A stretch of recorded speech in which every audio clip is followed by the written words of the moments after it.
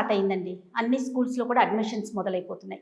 యాక్చువల్గా మేము చిన్నప్పుడు ఒక 6 ఏళ్ళు వచ్చిన తర్వాత స్కూల్స్ కోసం సెర్చ్ చేసేవాళ్ళం. ఏ స్కూల్లో చదవాలి ఏంటి, పక్కనే ఉన్న జిల్లా పరిషత్ స్కూల్స్ అట్లా అనుకునేవాళ్ళం. కానీ ఇప్పుడు పరిస్థితి పూర్తిగా మారిపోయింది. ప్రెగ్నెంట్తో ఉన్నప్పటి నుంచి కూడా తల్లిదండ్రులు ఏ స్కూల్ బాగుంటుంది, ఎక్కడ మన పిల్లల్ని జాయిన్ చేయాలి, స్కూలింగ్ ఎక్కడ, కాలేజ్ ఎక్కడ, లేకపోతే అట్లా ఆలోచన చేసుకోవాల్సిన పరిస్థితి వచ్చింది. చాలా కాంపిటీషన్, నెంబర్ ఆఫ్ స్కూల్స్ కనిపిస్తూ ఉన్నాయి. ఏ స్కూల్లో జాయిన్ చేయాలో చిన్న కన్ఫ్యూజన్. అయితే ఈ విషయాలన్నీ మనతో డిస్కస్ చేయడానికి ఈరోజు మనతో పాటు ఉన్నారు future spark international school chairman Srinivas గారు. నమస్తే శ్రీనివాస్ గారు. చాలామంది ఇష్టంతో లేదా కమర్షియల్ యాంగిల్లో స్కూల్స్ స్టార్ట్ చేసి ఇదొక వృత్తి అయిపోయింది ప్రెజెంట్ చూసుకుంటే. కానీ మీ గురించి నేను తెలుసుకున్నాక మీకు ఇదొక ప్యాషన్. కొంతమంది పిల్లలకి వాళ్ళ భవిష్యత్తుని తీర్చిదిద్దడానికి మీరు ఒక మార్గదర్శకంగా ఉండాలి అనే ఒక మంచి ఆలోచనతో స్కూల్ పెట్టామా అన్నట్టు కాకుండా పీక్ స్టేజ్కి, అంటే దాంట్లో ఏమేమి వసతులు ఉండాలో అవన్నీ కూడా ఉంటేనే స్కూల్ స్టార్ట్ చేయాలి, అలాంటి స్కూల్ అయితేనే పిల్లలకి మంచి భవిష్యత్తు ఉంటుందని చక్కటి ఆలోచనలతో మీరు స్కూల్స్ స్టార్ట్ చేస్తున్నారు. ఇది ఏ బ్రాంచ్ అండి, ఎట్లా? 25 సంవత్సరాల నుంచి ఎక్స్పీరియన్స్ విద్యారంగంలో ఉన్నాను మేడం. అయితే ఈ ఫ్యూచర్ స్పార్క్ ఇంటర్నేషనల్ స్కూల్ ఈ సిబిఎస్ఈ సిలబస్ని ఏర్పాటు చేయడానికి ముఖ్య కారణం ఏంటంటే, చాలా స్కూల్స్ నుంచి సిబిఎస్ఈ స్కూల్స్ నుంచి నాకున్న బడ్జెట్ స్కూల్స్లోకి వస్తున్నారు. దీనికి కారణం ఏంటి అని తెలుసుకోవాలనుకున్నప్పుడు, బేసిక్ ఎడ్యుకేషన్ అనేది లేకుండా ఏ స్కూల్లో జాయిన్ అయినా డైరెక్ట్ అదే వాళ్ళకి ఎటువంటి పరీక్షలు లేకుండా ఎడ్యుకేషన్ జాయిన్ చేసేసుకుంటున్నారు. తర్వాత వాళ్ళు చదువుకోమని చెప్పడమే తప్పించి ఇక్కడ జరుగుతున్నది ఏంటంటే, తల్లిదండ్రులు శ్రద్ధ తీసుకుంటేనే ఎడ్యుకేషన్ జరుగుతుంది. కానీ చాలా స్కూల్స్లో తల్లిదండ్రులు ఏమాత్రం శ్రద్ధ తీసుకోకపోయినా చాలా మంది పిల్లలు ఎటు కాకుండా అయిపోతున్నారు. అయితే శ్రీనివాస్ గారు, ప్రెసెంట్ ఉన్న సిచ్యువేషన్ లో పేరెంట్స్ ఇద్దరు కూడా ఎంప్లాయీస్ గా ఉంటున్నారండి. అంటే పిల్లలకి ఒక మంచి భవిష్యత్తుని ఇవ్వాలి, మంచి చదువును అందించాలనే ఉద్దేశంతో వైఫ్ అండ్ హస్బెండ్ ఇద్దరు కూడా పరుగులు పెడుతున్నారు.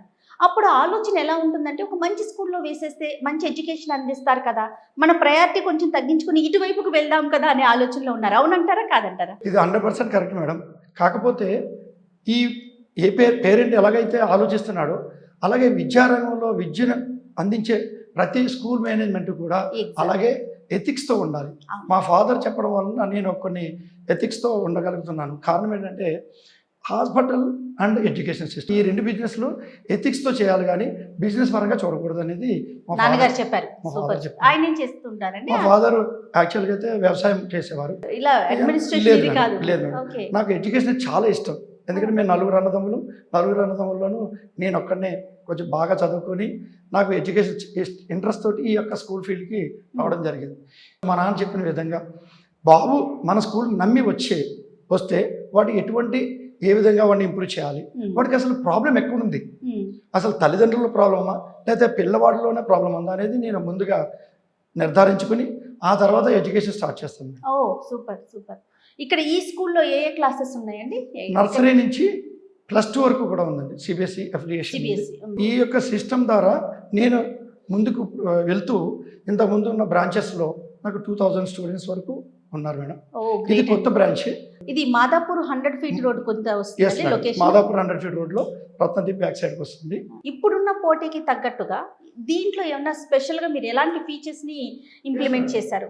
ఏ విద్యా సంస్థ అయినా సరే టెక్నికల్గా ఎప్పటికప్పుడు డెవలప్ చేసుకుంటూ ఉండాలండి. చాలా స్కూల్స్ ఏంటంటే ఈ టెక్నికల్గా ఏ విధంగా వాళ్ళకి ఎడ్యుకేషన్ ఇస్తే బాగుంటుంది అన్న ఆలోచన లేదు మేడం. కానీ నా స్కూల్లో ఏ విధంగా ఇస్తానంటే, సింపుల్ ఎగ్జాంపుల్, ఒక బాబు 6th క్లాస్ నుంచి నా దగ్గరికి వచ్చాడు, చదవట్లేదు, ఫాదర్ బాధపడుతూ చెప్తారు.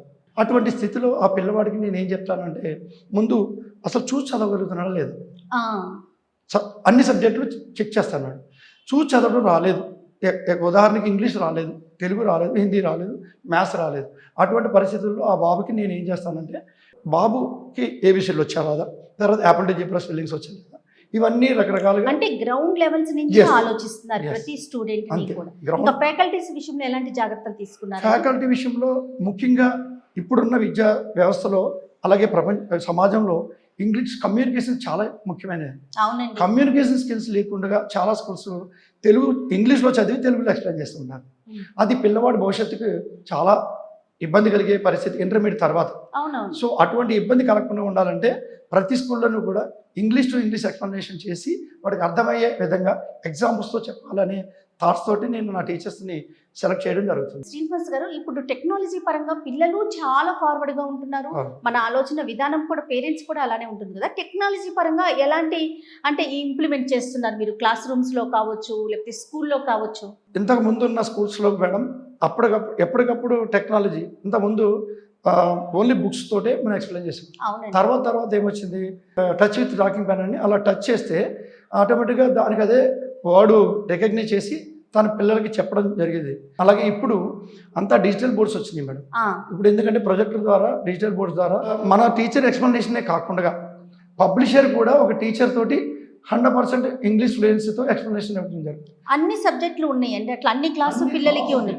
నర్సరీ నుండి కూడా ఒక స్టాండింగ్ లైన్ ఎలా చెప్పాలి దానికి ఎగ్జాంపుల్తో సహా డిజిటల్ కంటెంట్ ద్వారా ఎక్స్ప్లెయిన్ చేయడం జరుగుతుంది. అంటే ఇంతకు ముందు కష్టపడి చదవాల్సి వచ్చేది, ఇప్పుడు అంత కష్టపడకుండానే చదవగలిగే టెక్నాలజీ వచ్చింది మేడం. సో ఇటువంటి పరిస్థితుల్లో చాలా మంది విద్యార్థులు చదవకపోవడానికి కారణం ఏంటి అంటే తల్లిదండ్రులు వాళ్ళకి సమయం ఇవ్వకపోవడం, పిల్లలు ఫ్రెండ్స్ తోటి ఎక్కువగా కాలక్షేపం చేయడం, తర్వాత సెల్ ఫోన్లు ఎక్కువగా వినియోగంలో ఉండడం, ఈ 3 కారణాల వలన పిల్లలు పాడవుతున్నారు అనేది నా 100% అభిప్రాయం. సో ఈ 3 పక్కకు తప్పిస్తే మాత్రం ప్రతి విద్యార్థి అద్భుతాలు సృష్టించవచ్చు. ఇలా సిటీస్ లో గ్రౌండ్ ఒకటి ఆలోచిస్తామండి పేరెంట్ గా. అప్పుడు నేను ఒక పేరెంట్ ని, నేనేం ఆలోచిస్తాను, అబ్బా పిల్లలకి యాక్టివిటీస్ చాలా అవసరం, గ్రౌండ్ ఉందా లేదని. దాని విషయంలో మీరు ఏమైనా కేర్ తీసుకున్నారా? Yes madam. ఇప్పుడు చదువు ఒక్కటే కాదు ముఖ్యం, కరికులర్ యాక్టివిటీస్తో పాటు మానసికంగా దృఢంగా చేయాలి. ప్రతి స్కూల్లోనూ కూడా ఒక కౌన్సిలర్ ఉండాలి. ఆ కౌన్సిలర్ ఎలా ఉండాలి, ఆ పిల్లవాడి యొక్క సైకాలజీ, ఆ సైకాలజీకి తగ్గట్టు ఆ సైకాలజిస్ట్ పిల్లల్ని ఎడ్యుకేషన్ మీద ఇంట్రెస్ట్ చేయగలిగేలా చేయాలి. అది నేను ఒక చైర్మన్గా కానీ, లేకపోతే సైకాలజీ బీఎడ్లో సైకాలజీ చేసిన వ్యక్తిగా కానీ నేనే ఎక్కువగా ఆ పిల్లలతో ఇంటరాక్ట్ అవుతాను. ప్రతి విద్యార్థితో కూడా నర్సరీ నుండి 10వ తరగతి వరకు కూడా ఇంటరాక్ట్ అయ్యే ఒకే ఒక్క ప్రిన్సిపాల్గా నేను చెప్పుకోగలను ఒక అనుకుంటున్నానండి. గ్రౌండ్ అంటే గ్రౌండ్ విషయానికి వద్దాం. గ్రౌండ్ విషయంలో, స్పోర్ట్స్ విషయంలో పిల్లవాడికి శారీరకంగా కూడా కావాలి. అందుకని గ్రౌండ్ మాస్టర్, క్రికెట్ కావచ్చు, లేకపోతే షటిల్ కావచ్చు.